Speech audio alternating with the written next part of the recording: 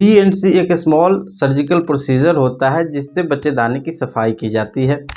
अगर हम बात करें इसको कैसे किया जाता है, तो इसमें वेजाइना के थ्रू कुछ मेडिकल इक्विपमेंट्स की सहायता से बच्चेदानी की सफाई की जाती है। डी&सी की आवश्यकता क्यों पड़ती है, किन किन कंडीशन में डी&सी की आवश्यकता पड़ती है, अगर हम इसकी बात करें तो अगर प्रेगनेंसी है, अनचाही प्रेगनेंसी है, अनवांटेड प्रेगनेंसी को टर्मिनेट करना है और अगर प्रेगनेंसी 3 महीने से अधिक का है जिसको एमटीपी किट की सहायता से टर्मिनेट नहीं किया जा सकता है, तो उस कंडीशन में डी&सी की आवश्यकता पड़ती है। इसके अलावा अगर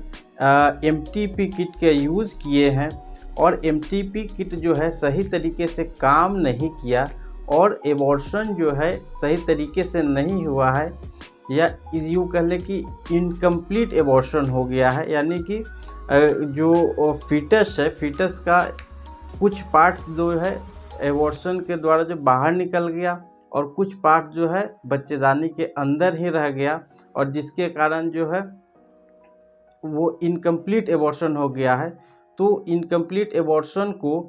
कंप्लीट एबॉर्शन करने के लिए, यानी कि कम्प्लीटली उसको जो है बाहर निकालने के लिए डी&सी का सहायता लिया जाता है। डी&सी कैसे किया जाता है और इसमें किन किन बातों का सावधानियां रखनी है, अगर इसके बारे में बात करें तो डी&सी एक छोटा सा सर्जिकल प्रोसीजर होता है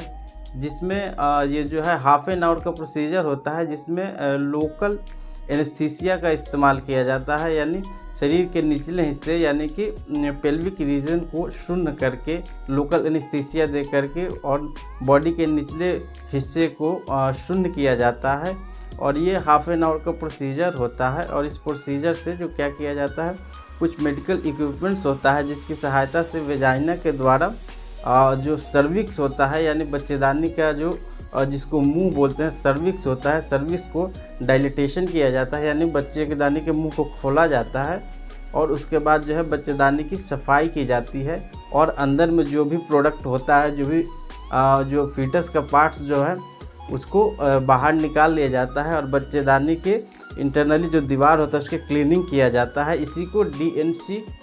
बोलते हैं और ये हाफ एन आवर का प्रोसीजर होता है। और इसमें हॉस्पिटल में एडमिट होने के लिए भी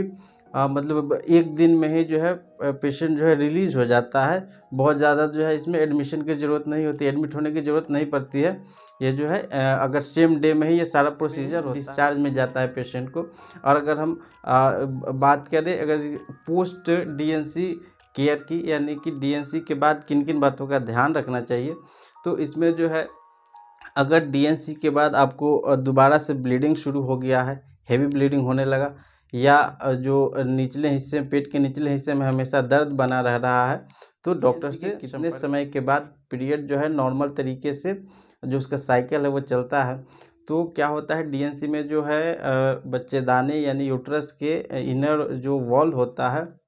जो इनर लेयर होता है, वो जो है उसको डेवलप होने में 1 से 1.5 महीने का समय लग जाता है। यानी कि अगर हम बात करें पीरियड की तो 1.5 से 2 महीने के बाद जो है पीरियड जो नॉर्मली तरीके से आने लगता है।